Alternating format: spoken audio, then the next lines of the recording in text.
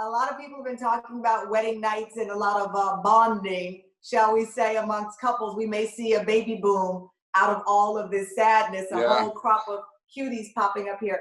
You've talked openly about the age gap between you and Laura.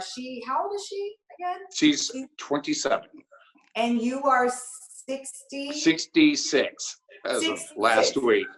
You know, my parents were 27 years apart.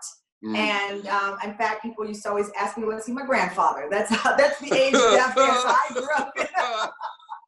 But I say that to say it's all good fun. There's always this assumption, you know, that people have of what will you talk about if the woman is older or the man is older, the age gap, what could you have in common? So here you are in the quarantine.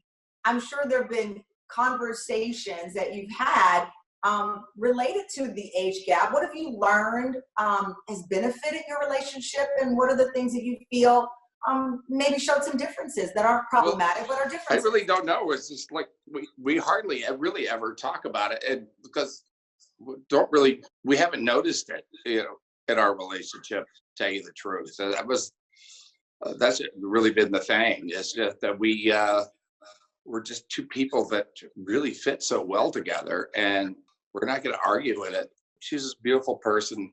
We just fit. Yeah. That's all I can say. I didn't go out looking for somebody younger than me. And it's just the person that God had walk into my life. I love that you put it that way, because you know what? Part of this pandemic really does reset us to not get caught up in these labels and in these things, rather we should be looking for that unconditional love, or that love, as opposed to a checklist that someone is supposed to fit into. Right. You know, it's just what is. You know, everybody should follow their heart. Yeah. That's what I've always believed in. You followed your heart into podcasting, the Dennissance. 2 years ago, I had never listened to a podcast. And my now partner, Jared Goodstadt, used to be called Jingle Jared. He invited me to be a part of this music podcast called The Bear and a Banjo. And it was so much fun to do, and it did so well that we decided to create a podcast platform. And the flagship of that is my show called the Dennissance, which is an interview show. And it's basically people that I've met in my life and really gotten to know. I interview them to find out what makes them tick. I love that. We always say around here, everyone's got a story, so let's talk about it. And I think that's fascinating that it's an interview show from your perspective, which includes a recent hospital visit to the ER, I'm told, in the middle of all of this craziness, not related to COVID-19. You ended up in the ER. What happened? I was cleaning out the garage, because you do all those things, you know, at the beginning of the quarantine that you've been meaning to get around to. So I cleaned out the garage, and I wound up with from a little cut, I guess, a staph infection on this finger here. And I had what I thought was a kidney stone, and I had to go back out again.